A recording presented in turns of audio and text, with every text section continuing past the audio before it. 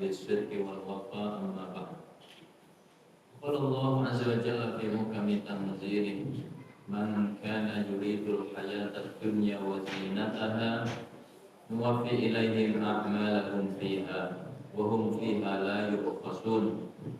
Ulaika alladziina laisa lahum fil akhirati illa an-nar wa habita ma sana'u fiha wa batilum ma kanu ya'malun. Hadirin hadirat Bapak Ibu para jemaah yang dimuliakan oleh Allah.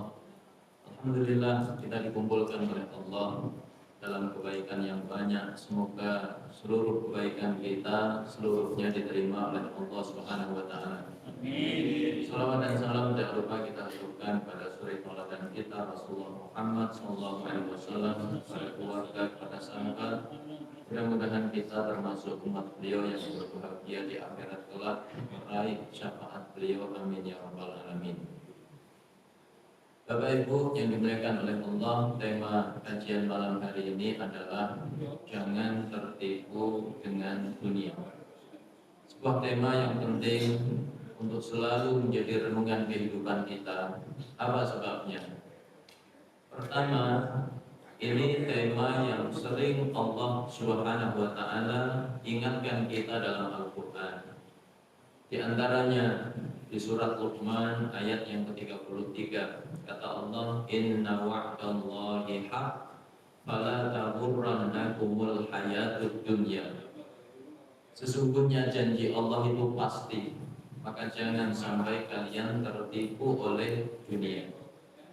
Jadi Allah ingatkan kita, jangan sampai kita tertipu oleh dunia.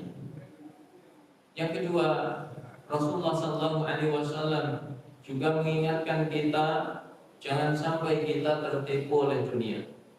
Kata beliau, inna dunya hulwatun khatirah. Sesungguhnya dunia ini manis dan hijau. Itu isyarat betapa hati manusia itu cenderung kepada dunia. Manusia senang yang manis, manusia senang yang hijau. Sebagian ulama memaknainya, maksudnya dunia ini cepat berlalu.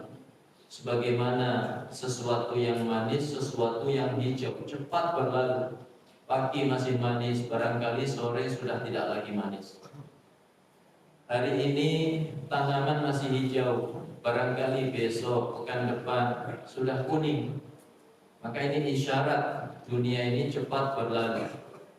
Wa innallaha mustakhlifukum fiha fayanzura kaifa ta'malun. Allah akan kuasakan dunia ini kepada kalian dalam rangka melihat apa yang kalian perbuat dengannya. Maka kata Nabi, fattaqud dunya wattaqun nisa. Hati-hati terhadap dunia, hati-hati terhadap wanita. Wa inna awwala fitnati bani Israil kanat bin nisa. Karena fitnah pertama yang melanda Bani Israel adalah persoalan wanita. Jadi Nabi ingatkan kita agar tidak tertipu dengan dunia. Yang ketiga, kalau kita baca kehidupan salafun saleh, mereka betul-betul hati-hati agar tidak tertipu dengan dunia. Ada sahabat namanya Abdurrahman bin Auf yang terkenal kedermawanannya. Ketika beliau sedang puasa, kemudian maghrib tiba, disuguhkanlah untuk beliau hidangan yang lezat, kurma yang besar-besar, roti yang empuk. Maka seketika beliau menangis. Beliau mengatakan, Mus'ab bin Umair itu lebih mulia dibanding saya. Beliau syahid dalam perang Uhud. Ketika beliau syahid, tidak ditemukan kain kafan yang cukup untuknya, kecuali hanya kain selimut. Kalau ditutup bagian wajah, maka kaki terlihat. Kalau ditutup kaki, wajah terlihat. Maka yang ditutup akhirnya wajahnya, kakinya ditutup dengan rerumputan. Jadi Mus'ab, sahabat yang semulia itu, kata beliau, tidak merasakan hidangan-hidangan yang lezat ini, tapi aku merasakannya. Maka beliau teringat, ayat 15 dan 16 surat Hud, yang para sahabat kalau membaca ayat ini langsung menangis. Man kana yuridul hayata dunya wa zinataha nuwaffi ilaihim a'malahum fiha wa hum fiha la yubkhasun. Siapa yang menginginkan kehidupan dunia beserta perhiasannya, emas, perak, duit, jabatan, popularitas, ini dunia beserta perhiasannya, maka kata Allah, kami penuhi apa yang dia inginkan itu. Wa hum fiha la yubkhasun, bahkan dia tidak dikurangi sedikit pun bagiannya. Tapi yang lebih mengerikan ayat berikutnya, ulaikal ladzina laisa lahum fil akhirati illan nar wa habita ma sana'u fiha wa batilum ma kanu ya'malun. Mereka itulah orang-orang yang di akhirat nanti tidak mendapat bagian sedikit pun di sisi Allah kecuali hanya neraka. Ngeri apa tidak? Hancur sia-sia apa yang mereka usahakan, kemudian tidak berguna ya apa yang mereka kerjakan. Maka ayat ini kata sebagian ulama tafsir itu turun berkenaan orang-orang yang riya dalam amalnya. Jadi beramal motivasinya bukan Allah, tapi motivasinya dunia. Ingin duit banyak, ingin jabatan tinggi, ingin terkenal, termasuk di dalam amal-amal akhiratnya. Sholat itu seharusnya amal dunia apa akhirat? Amal akhirat. Puasa harusnya amal akhirat. Infak, sedekah, amal akhirat. Termasuk ngaji seperti ini amal akhirat. Tapi saking cenderungnya hatinya dengan dunia, dia tertipu dengan dunia, maka amal-amal akhiratnya tidak lebih sekedar menjadi konten-konten duniawi. Maka orang-orang yang seperti ini diancam oleh Allah dalam dua ayat tadi. Mereka orang yang di akhirat nanti tidak mendapatkan bagian sedikit pun di sisi Allah kecuali hanya neraka. Maka sahabat Abdurrahman bin Auf takut termasuk orang yang diancam oleh Allah dalam ayat tadi. Begitu pentingnya kita waspada, jangan sampai tertipu oleh dunia. Maka jemaah yang dimuliakan oleh Allah, bagaimana agar kita tidak tertipu dengan dunia? Ada 5 yang ingin saya sampaikan. Pertama, yaitu merubah cara pandang kita terhadap kesuksesan. Sukses itu menurut kebanyakan orang hari ini standarnya dunia apa akhirat? Dunia. Kalau punya duit yang banyak sampai saldonya unlimited, kalau dihitung pakai kalkulator langsung error, saking banyaknya. Sukses itu kalau rumahnya paling megah di kompleknya, yang lain cuma 2 lantai, dia 4 lantai. Sukses itu kalau garasinya sampai tidak muat, mobilnya diparkir di jalan-jalan. Sukses itu kalau jabatannya tinggi. Sukses itu kalau terkenal. Begitu orang hari ini memaknai kesuksesan. Maka memaknai kesuksesan seperti ini itu berbahaya. Rentan tertipu oleh dunia. Maka dia bisa menghalalkan segala cara untuk meraih apa yang dia sebut sebagai sebuah kesuksesan, termasuk menempuh jalan yang haram. Maka banyak orang hari ini kena judi online, kemudian pinjaman online. Orang hari ini ya korupsi, korupsinya nggak tanggung-tanggung. Kalau waktu kita muda dulu angkanya masih M, sekarang apa angkanya? Sudah T. Demi meraih apa yang dia sebut sebagai kesuksesan. Jadi rentan tertipu dengan dunia. Maka rubah cara pandang kita terhadap kesuksesan seperti cara pandang Al-Quran. Bagaimana Al-Quran memandang kesuksesan? Di surat Ali Imran ayat 185 kata Allah, "Faman zuhziha 'anil nar wa udkhilal jannah faqad faz." Siapa yang dijauhkan dari neraka, dimasukkan ke surga, itulah orang yang sukses, orang yang beruntung, orang yang meraih kemenangan. Jadi sukses yang hakiki adalah sukses ukhrawi. Standarnya itu akhirat. Jika kehidupan kita hari ini menjauhi nerakanya Allah dan mengarah kepada surganya Allah Subhanahu wa taala. Sukses yang hakiki itu kalau kita sanggup bangun tengah malam untuk qiyamul lail, itu sukses. Sukses yang hakiki itu kalau kita kaum laki-laki bisa sholat 5 waktu berjamaah di masjid, itu sukses. Syukur-syukur bisa ditambah sunnah-sunnahnya, qobliyah, ba'diyah, dan lain sebagainya. Sukses yang hakiki itu kalau kita bisa mengkhatamkan Quran. Sukses yang hakiki itu kalau keluarga kita soleh dan solehah.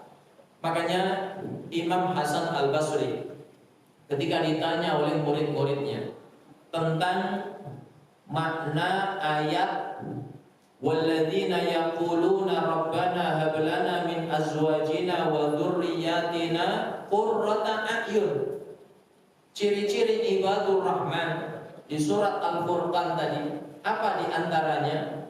Mereka yang berdoa, ya Allah jadikan anak istri kami qurratu a'yun, penyejuk mata bagi kami. Maka beliau ditanya, wahai imam, apa tanda anak istri kita itu menjadi qurratu a'yun?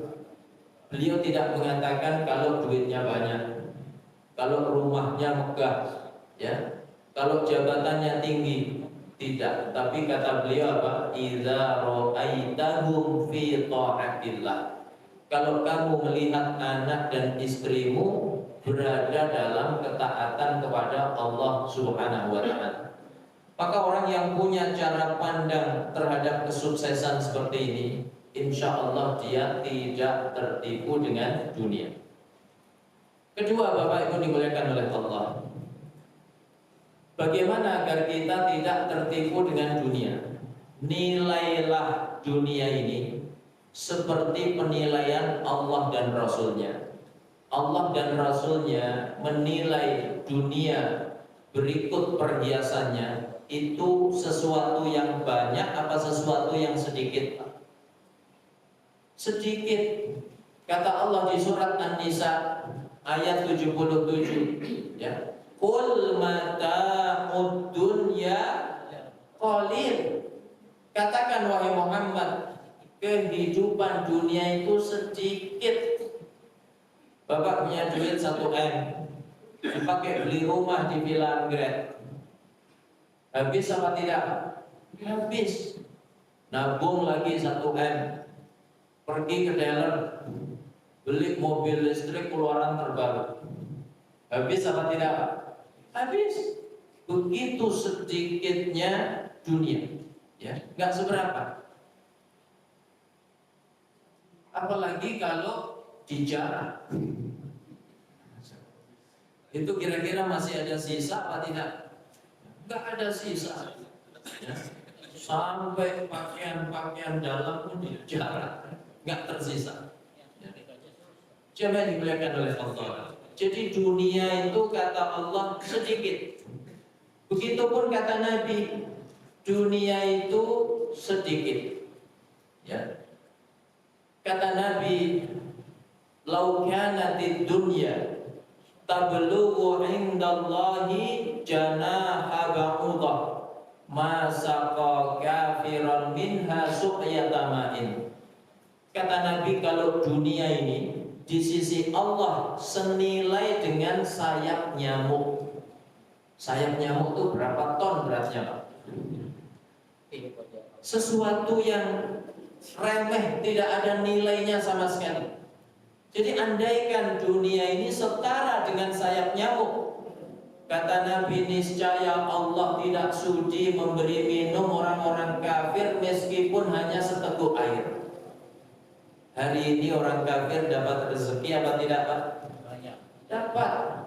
Dapat duit, dapat emas, dapat rumah, dapat jodoh, dapat keturunan. Maka ini isyarat dunia di sisi Allah tidak senilai sekalipun hanya dengan sayap nyamuk. Jadi nggak ada harganya. Kalau dibandingkan dengan akhirat, bagaimana perumpamaannya? Kata Nabi, "Mad dunya fil akhirati illa kama yaj'alu ahadukum isba'ahu fil yam falyanzur bima yarji." Perumpamaan dunia jika dibandingkan akhirat itu seperti salah satu dari kalian memasukkan jarinya ke dalam laut, lalu dia menariknya. Maka lihatlah seberapa air yang nempel di jari, itulah dunia. Lautan yang begitu luas, itulah akhirat. Jadi banyak dunia apa banyak akhirat?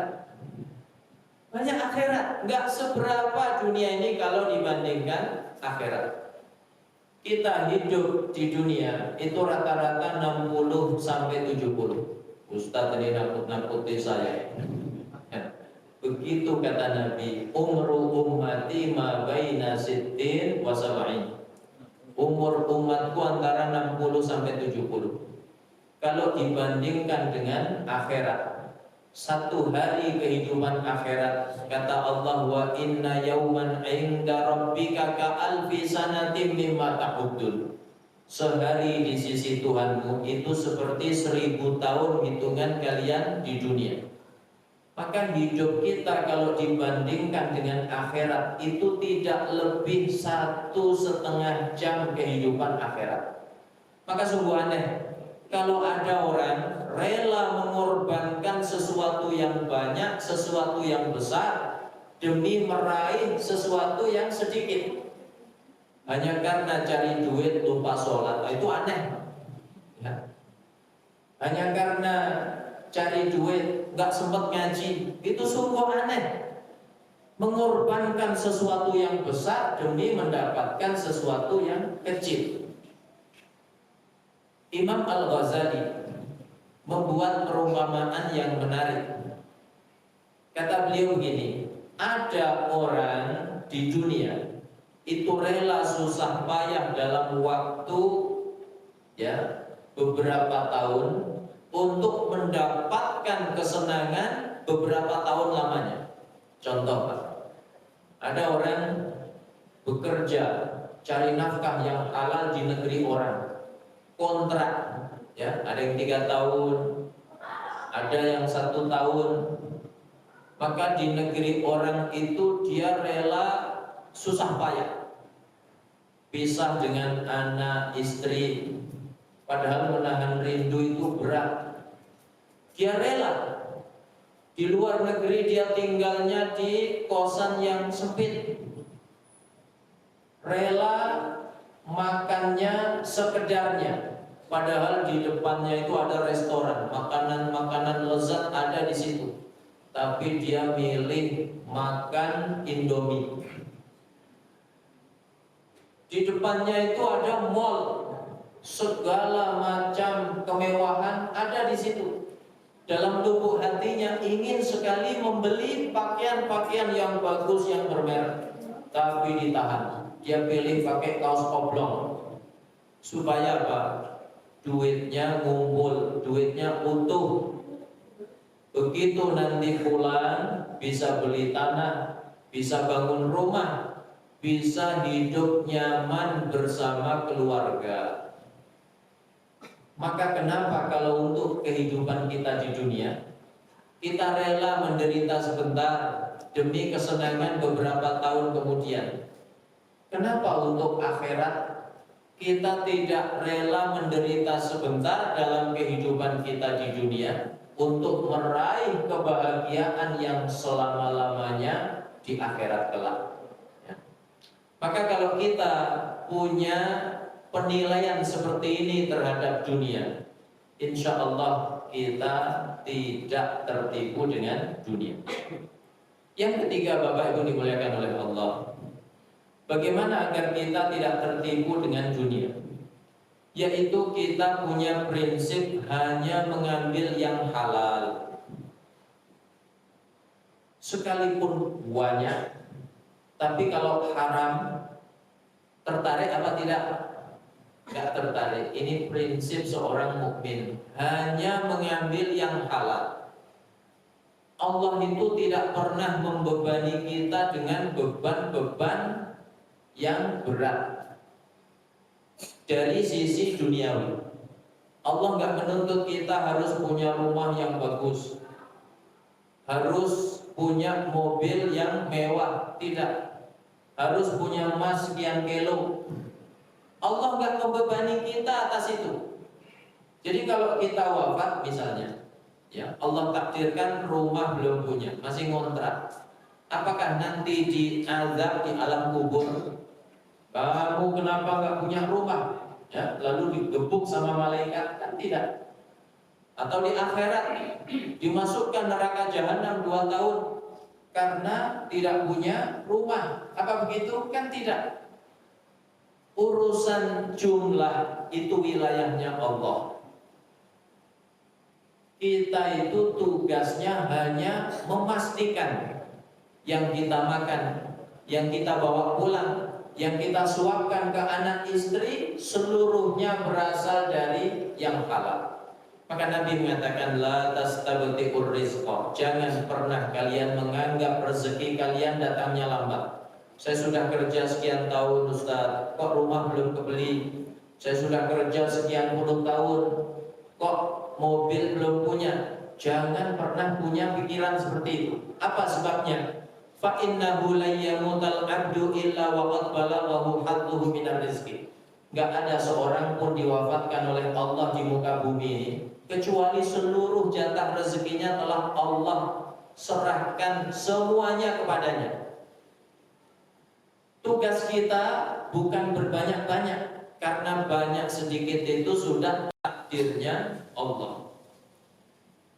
Tugas kita, kata Nabi, fa'ajmilu fit talab, perbaiki cara kalian mencari rezeki. Bagaimana bentuknya? Akhdhul halal wa tarkul haram. Hanya mengambil yang halal, meninggalkan yang haram.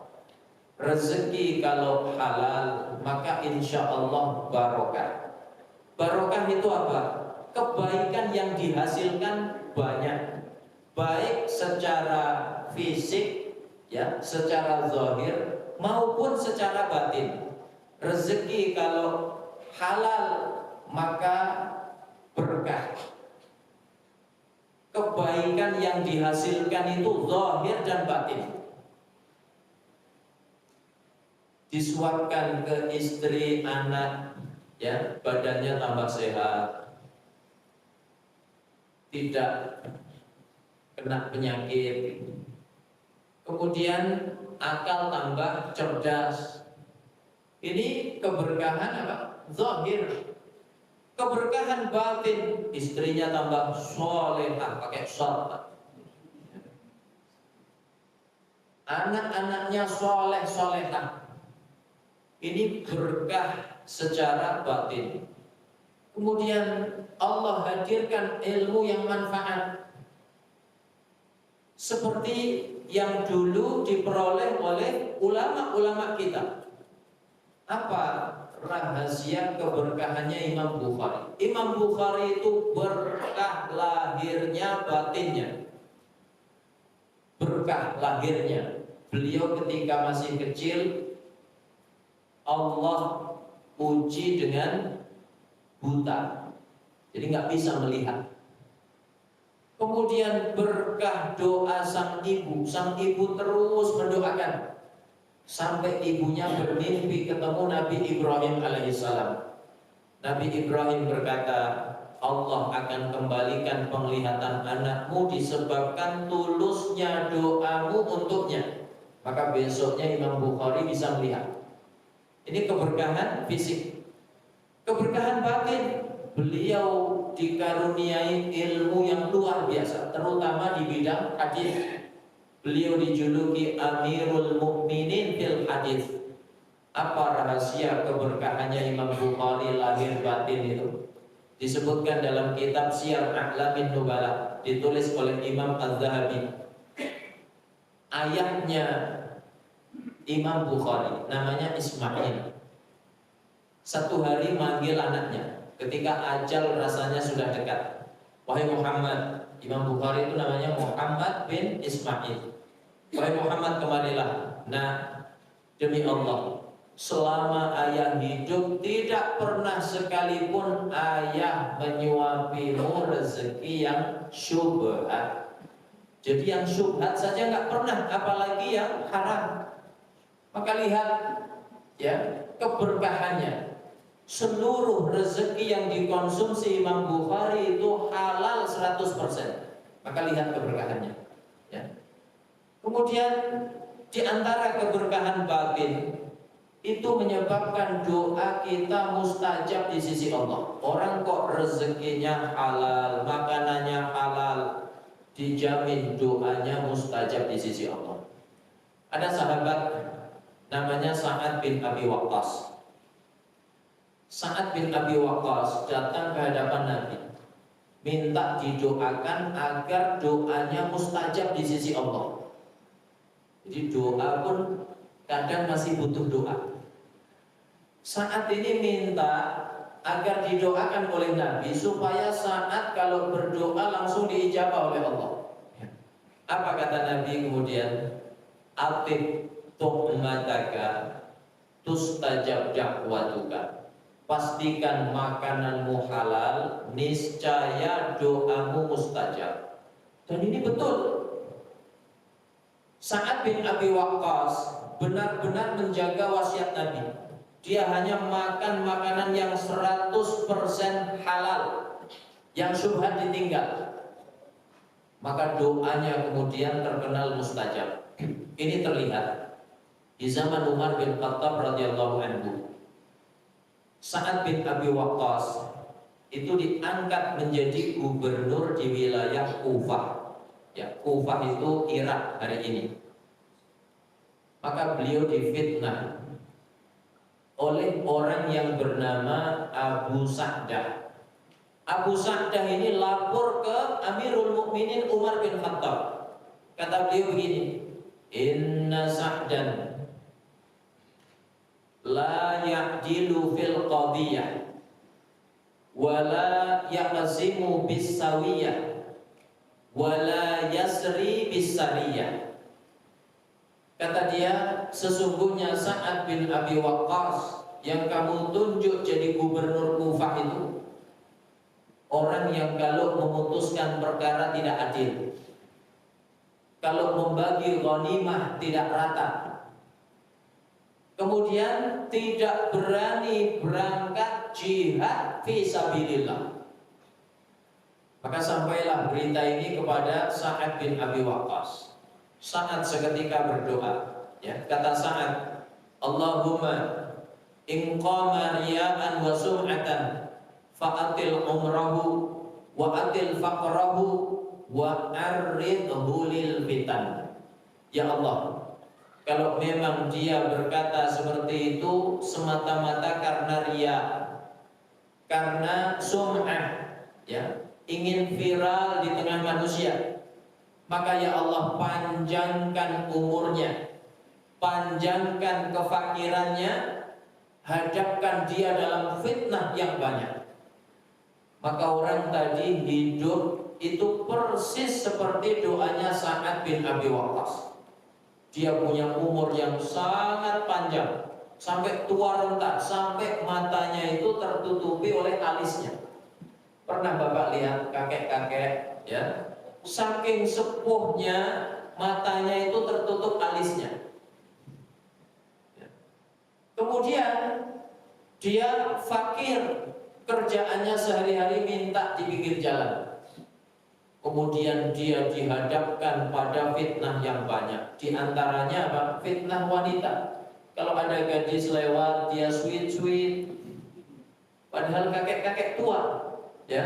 Jadi tua-tua keladi kata orang Betawi.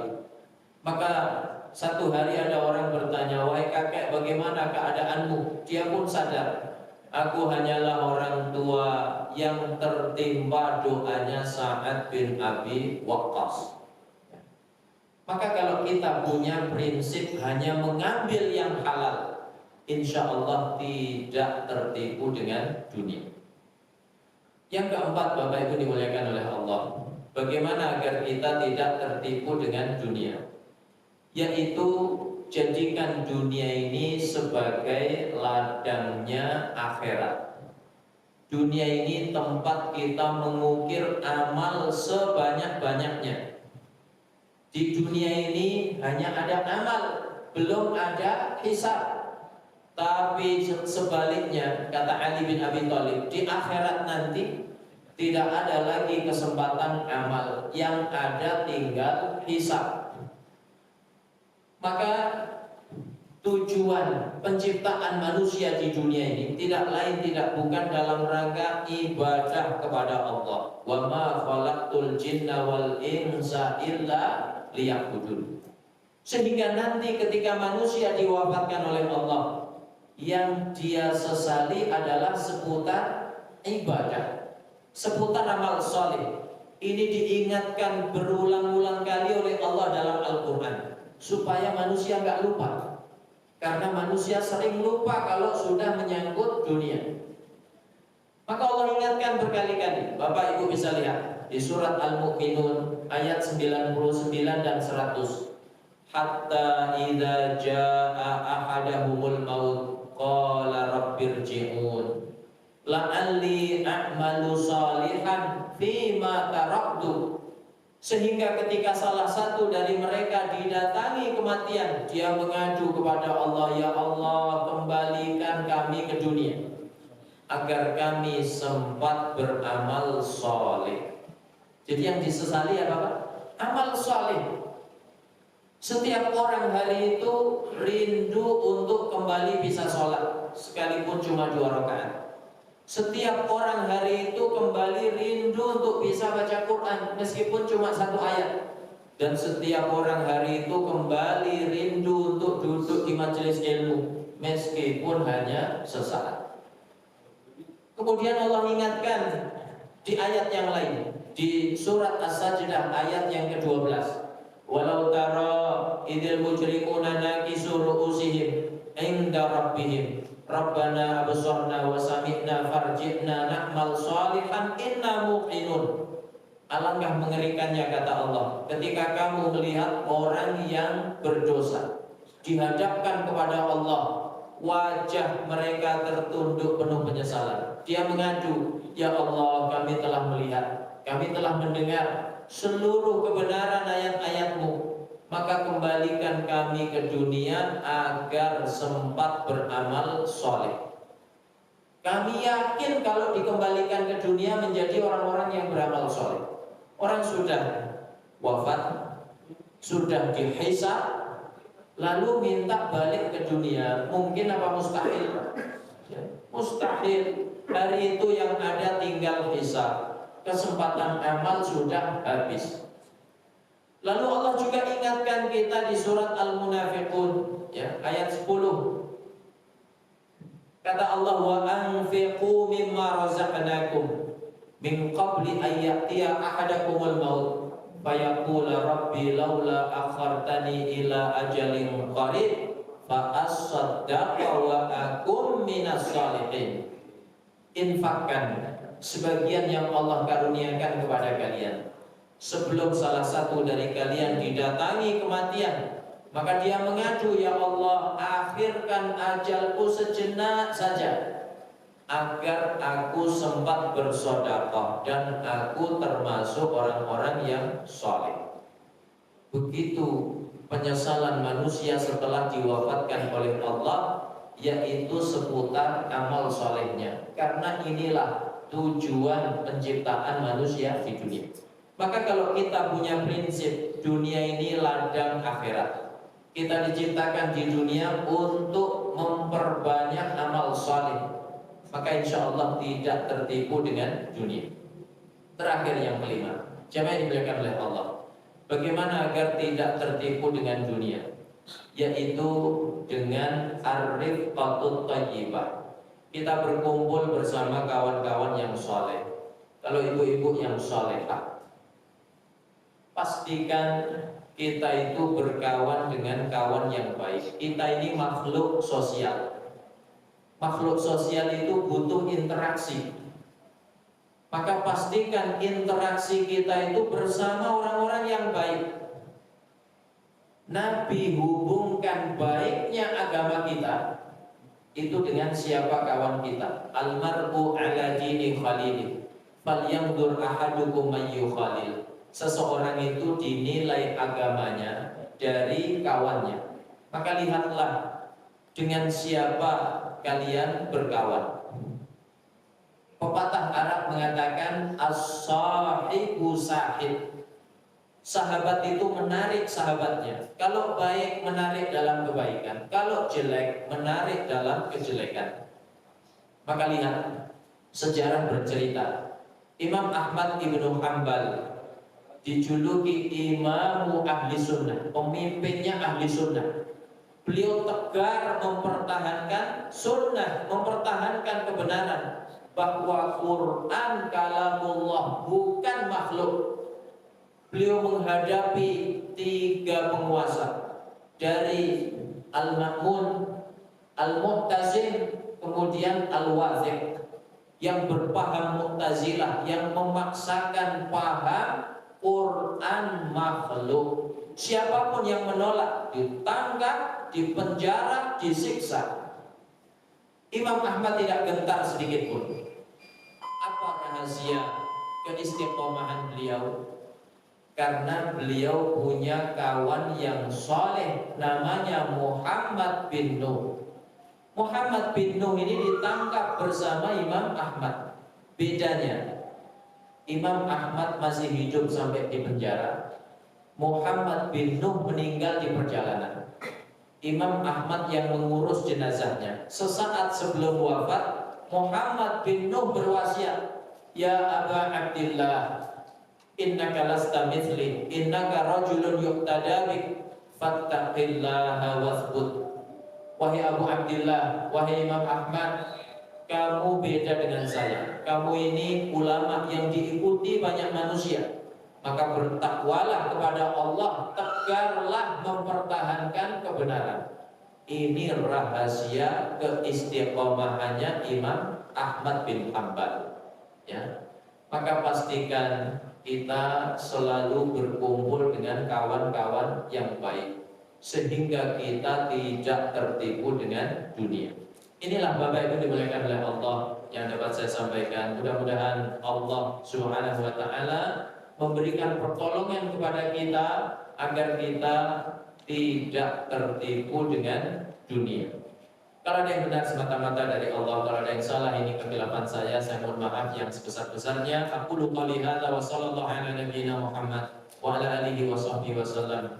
Wa subhanakallahumma wa bihamdik, asyhadu an la ilaha illa anta, astaghfiruka wa atubu ilaik. Assalamualaikum warahmatullahi wabarakatuh.